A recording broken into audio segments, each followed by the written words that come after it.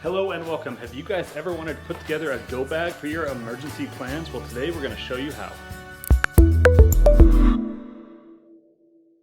Well, hello and welcome to our channel. Here we're going to show you how we turned our house into our small family farm and how and why things work around the house. If you guys haven't already, go ahead and hit the subscribe button below and hit that bell icon to be notified when all of our videos do come out each and every week. So if you remember our video last week, we talked about an emergency plan for our household in case of a fire, natural disaster, or zombie apocalypse. And in that video, we talked about a GoBag, or something we can take in case of emergencies if we need to leave quickly. Well, this week we're going to talk more about that.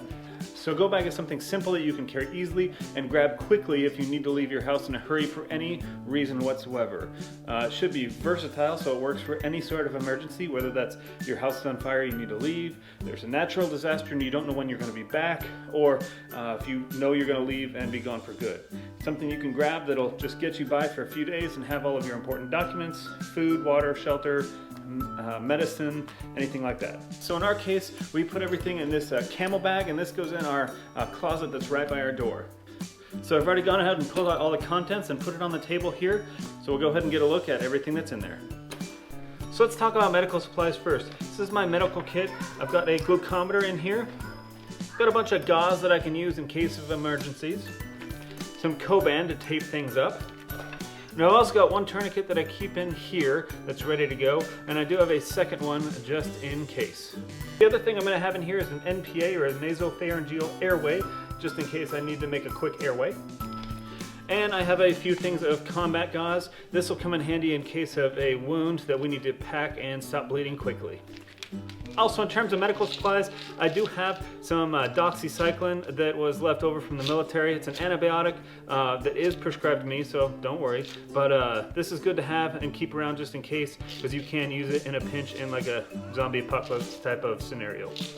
The other thing that I'd recommend is if you have any medications for anyone in your house. For us, we don't, but for our dogs, we do. So in here, we have a little bit of extra medications that we could take with us and keep in our bag if we needed to roll out quickly. This will last us for about a week or so before we'd need to get more.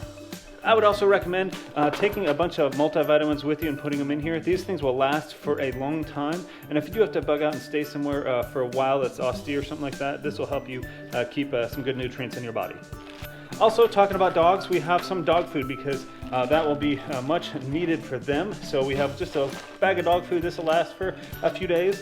And then we also have a couple cans of dog food just in case. So the other part of this is going to be survival equipment.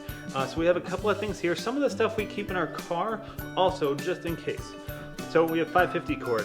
This stuff is awesome. It's named 550 cord because it can hold 550 pounds on a single strand. You can use this for a lot, making shelters, all sorts of things. So we have probably about 100 or 200 feet of 550 cord here.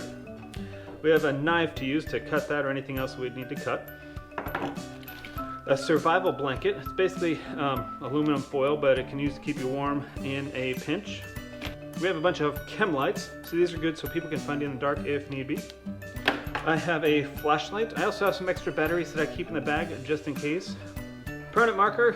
This is useful because not only can you mark things to make sure you know what's in individual baggies, but you can also mark times if you have to put on a tourniquet or use any medical supplies. A bunch of matches.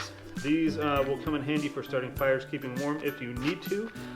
We're going to leave them sealed, and then we're actually going to put them inside of a plastic bag. And speaking of plastic bags, we're going to have a selection of sandwich-sized bags, just a bunch of them, because you can use these for a lot of different things and they will come in handy. As well as some gallon-sized Ziploc bags. Once again, nothing specific that I have for these, but they just come in handy quite a bit. I also have 4 just normal sized bottles of water. This will just get us started and get us going if we need to, but this won't last us for more than, well, like half a day. So we got this stuff. This is P&G water purifier powder. This stuff is amazing.